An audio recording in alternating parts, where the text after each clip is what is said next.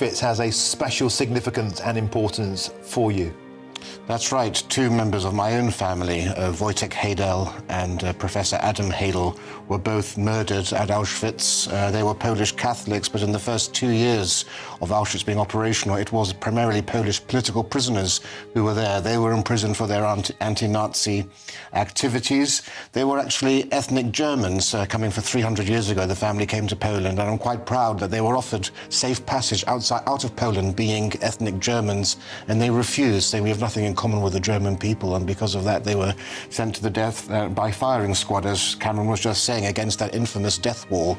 They were shot. I visited Auschwitz a couple of years ago, and I think it should be an essential trip for anyone to make, particularly school children. We now find out from latest polling that 1/3 of British children aren't able to actually name a single death camp that occurred.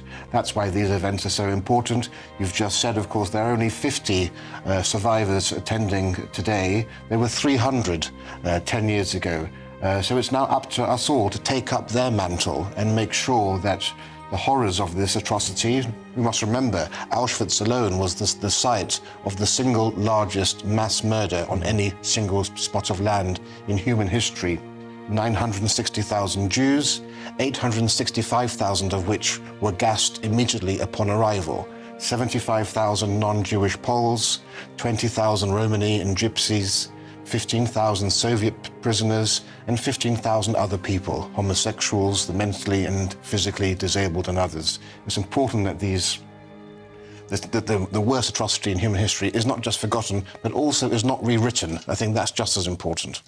There have been a variety of speakers today, Rafe, most of whom have been survivors, and as you say, bowed by age, but their words undimmed. We heard from Marian Tursky earlier on, a 98-year-old survivor. His father and his brother both murdered at Auschwitz. He was sent on one of those infamous, horrendous death marches, yet he survived. He talked about the tsunami of anti-Semitism that still exists, Rafe. He talked about the astonishing situation. We are still fighting Holocaust denial, which is incredible to even entertain the notion when you're confronted by the realities of such horrors. And you mentioned there, Rafe, about making sure we don't forget, yet it seems some people at least are.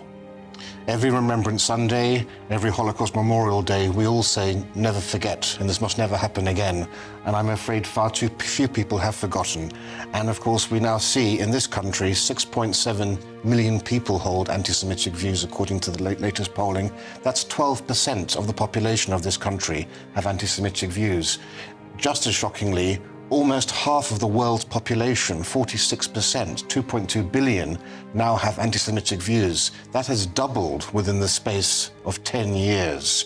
I'm afraid that the incidents of the Second World War are retreating into history and are being seen by the next generation and by people today as we would see perhaps the Napoleonic Wars. They've become such a distant memory. It's not a distant memory. This is still within the lifetimes of people who are alive today. My own family and many others watching this have experienced that hardship.